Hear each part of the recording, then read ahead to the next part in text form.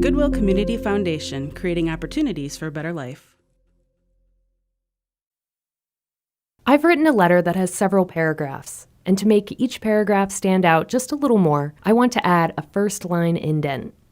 Before you add an indent, you may want to go to the View tab and make sure the ruler is displayed, since it makes it easier to customize your indents.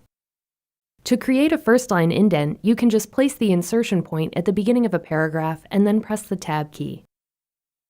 You may have noticed that when I did this little marker on the ruler moved forward ½ an inch. This is the first-line indent marker. There's also the hanging indent marker, the left indent marker just below that, and the right indent marker. We can move them to create various types of indents. They don't affect the whole document, just the parts that are selected. So let's select all of these paragraphs. Now drag the first-line indent marker. We can also create a hanging indent, which moves all of the lines except the first line.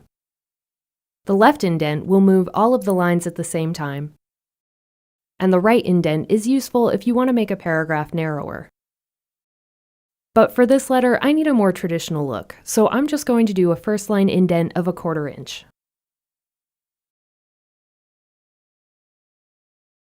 Indents are a good way to keep things lined up in your document. But for more complex documents, such as resumes, they're not always enough. I'd really like all of these dates to line up. I could just use spaces, but it's going to be difficult or impossible to get them to line up exactly. So I'll need to use tabs. If I place the insertion point right before the text I want to align, and then press the Tab key, it's going to jump forward in ½ inch increments. It's much easier to align these dates this way. If you go to the Home tab and click the Show Hide command, you'll be able to see the tabs, and they show up as these little arrows. You can delete them by pressing the backspace key.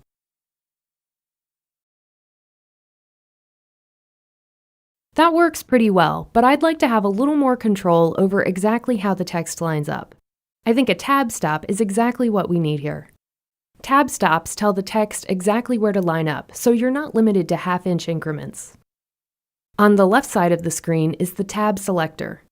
If you click it, it will cycle through all of the different types of tab stops that determine whether the text is left aligned, centered, right aligned, or aligned at the decimal point if you're using numbers. I'm going to select the right tab. Just like with indents, tab stops only apply to the selected paragraph. So select all of the ones that need tab stops. Then click on the bottom edge of the ruler where you'd like the tab stop to be. You can add more than one if you need to, and you can remove them just by dragging them off the ruler. Now to align the dates, we want to add just one tab before each year, and they will jump to the new tab stop. Generally, you'll need to add one tab for each tab stop. You can also move existing tab stops.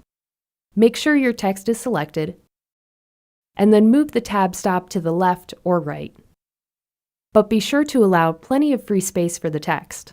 If I move the tab stop too far to the left, the dates won't have enough room, so they won't line up correctly. This document looks a lot better now. Having everything lined up gives it a neater, more professional appearance.